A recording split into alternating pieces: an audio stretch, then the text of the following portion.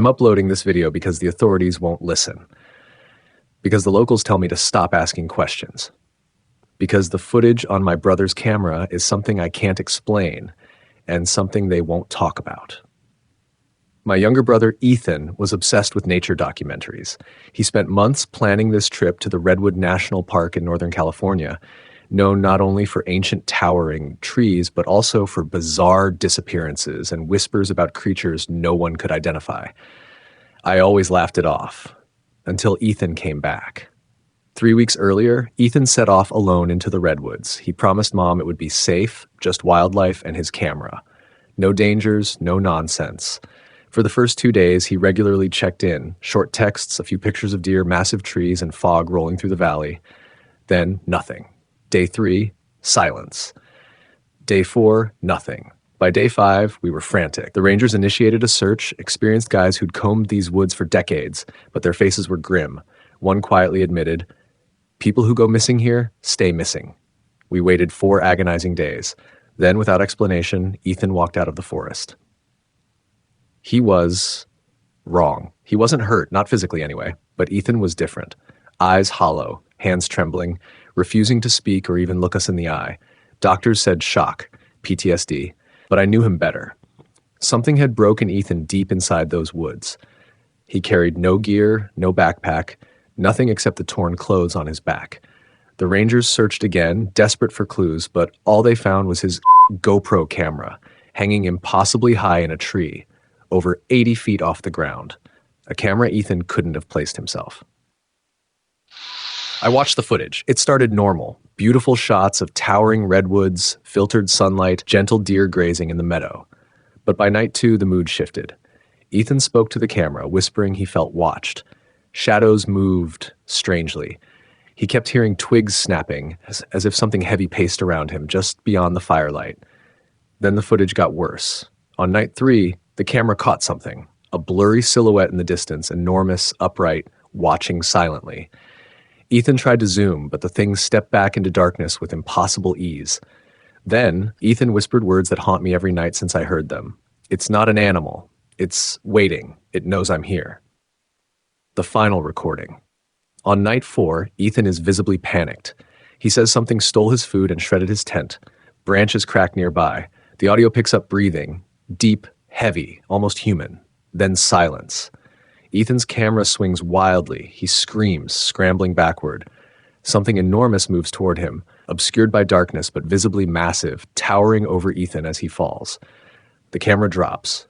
All we hear next is Ethan's breathless plea, "Please, don't." And then the sound stops. Ethan still won't speak. Since returning, Ethan hasn't uttered a single word. He just stares blankly, as if part of him is still trapped out there, lost in the redwoods. And no one in town is willing to help us. Locals whisper about something older than the forest itself, something they refuse to name aloud. But I need answers, because now every night I see the same shadow Ethan captured on camera, watching us from the trees outside our home. And I swear, it's getting closer. I'm going into the redwoods myself to find out what happened to Ethan. If I don't return, at least someone will know the truth.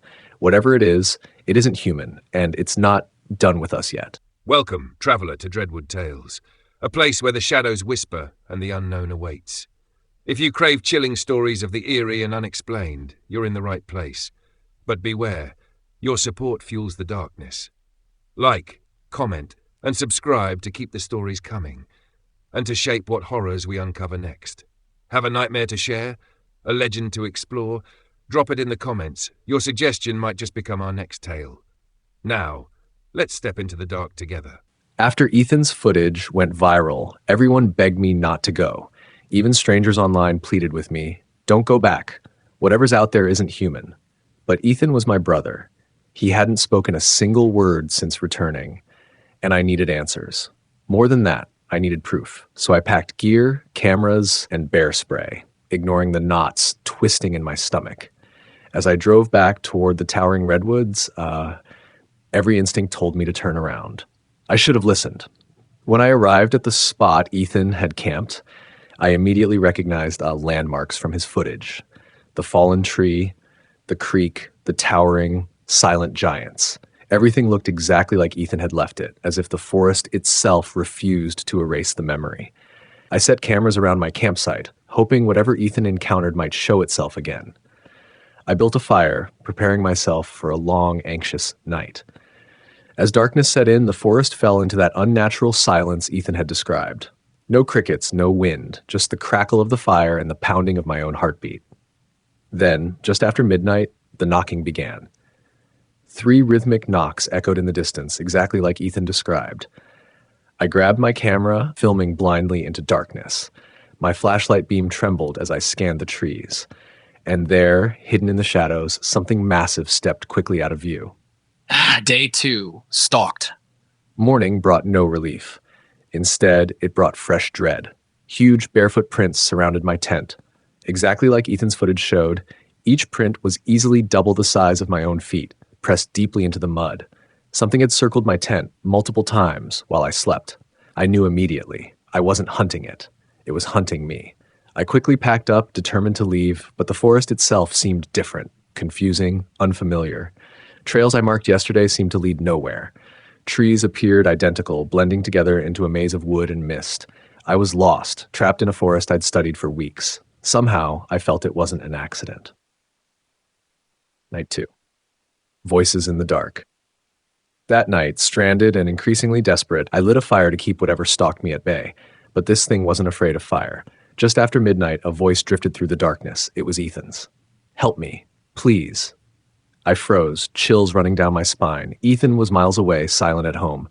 But somehow, impossibly, it was his voice. Broken, pleading, coming from deep within the woods. "Ethan?" I whispered, terrified yet desperate. "Is that you?" Silence, then again. "Help me, please. It hurts." I stood slowly, camera trembling as I aimed into the blackness. "Ethan, talk to me." But what stepped into the firelight wasn't Ethan.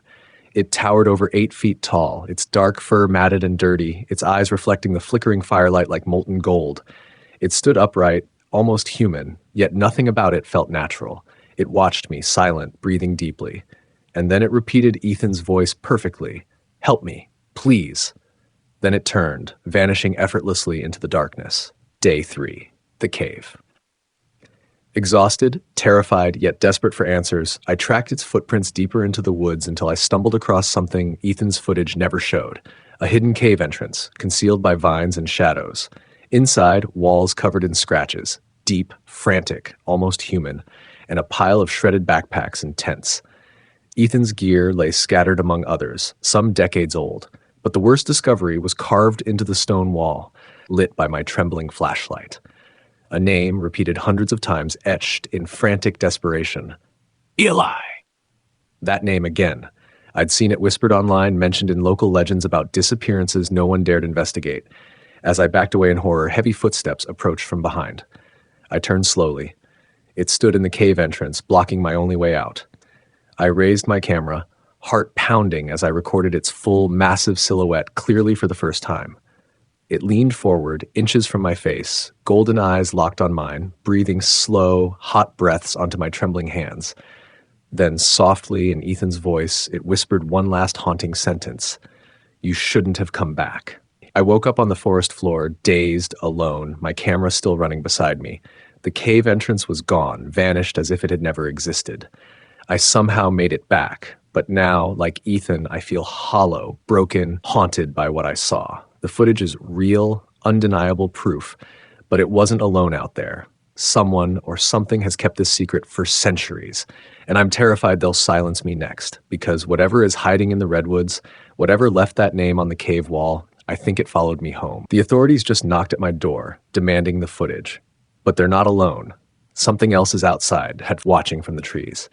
I think I've stumbled onto something much bigger than Bigfoot. If you have theories or recognize this name, let me know below. I think we've uncovered something terrifying, and I need your help figuring it out. They took my footage and threatened to arrest me, but it wasn't the government I was scared of.